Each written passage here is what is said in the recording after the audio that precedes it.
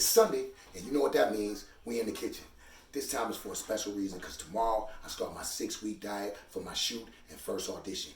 So, in 10 seconds, I'm going to give you the 5 meals that's going to definitely get me ripped and ready. Stay tuned.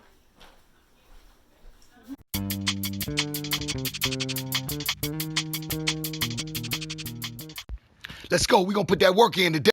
Hard work and patience equals perseverance. All right, something smells good.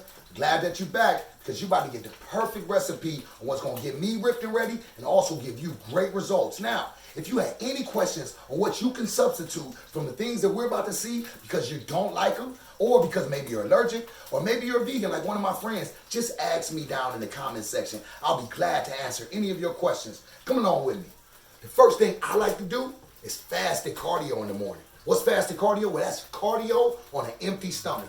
I wake up around 6 to 6:30 and I do 30 minutes of the elliptical or the Stairmaster or the bike. I don't do it with any food on my stomach so I get a maximum amount of fat burn right off the bat in the day. And then after that fasted cardio, I have 2 eggs and a pear. The pear allows me to get a little sugar in my system. It's actually the only sugar source for the whole day. And the eggs give me a little protein to ramp up that metabolism right away so I'm ready for my morning clients. After my morning clients, I head over to the school where I work with children for 3 hours. And before that, I like to have a little chicken thigh, which is actually my favorite meal of the day. It's either 6 to 8 ounces. And when I say either 6 to 8, I'm very exact with that. You have to be consistent. It's usually starting with 8 ounces every single day.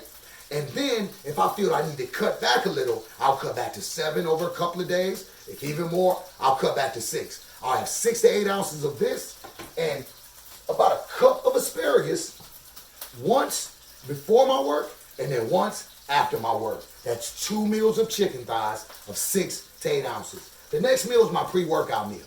That's 8 ounces of tilapia and 1 cup of any type of carbs, whether rice or what I like mostly, noodles. Now, I usually like to make those noodles with my little fake olive oil because it doesn't add any calories to my diet, and I like that. Now, what I want to do is I want a lean protein source before I start to work out, and I also want those carbs to give me energy since we low carb during our diet. And fish is a perfect source of that because it's a lean protein, but you also get all the benefits of having the best protein that you can have to really drive that workout. The last meal of the day is one of my favorite meals. That's ground turkey. And usually I mix that ground turkey with a teaspoon of olive oil. Remember, we want to be very exact. And that teaspoon of olive oil will make it a little more fattier. I have about 8 ounces of ground turkey. Once again, I start my diet off at 8 ounces.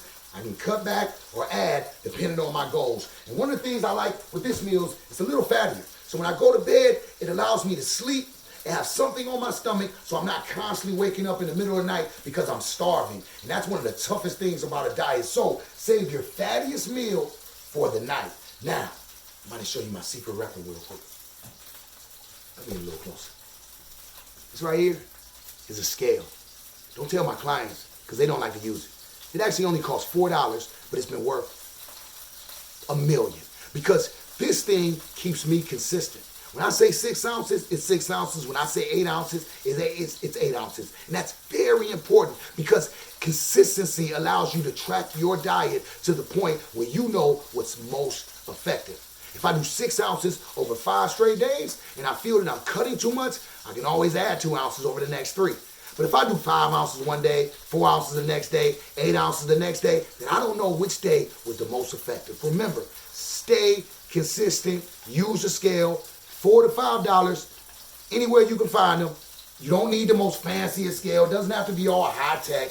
Just make sure you get a scale and stay consistent. Now, the most important thing about staying on a diet is staying strong, staying focused, and staying consistent. And remember, anybody can accomplish their diet if they get their mind right and if they get the proper food that they enjoy. I like pepper as a season on my fish and on my chicken thighs. If you like pepper, use pepper. If you like any other seasoning that doesn't add calories to your diet, then use them. The most important thing we can do is find a way to enjoy our diet so we can stay consistent. All right, it's time to cook. I'll see y'all the next time.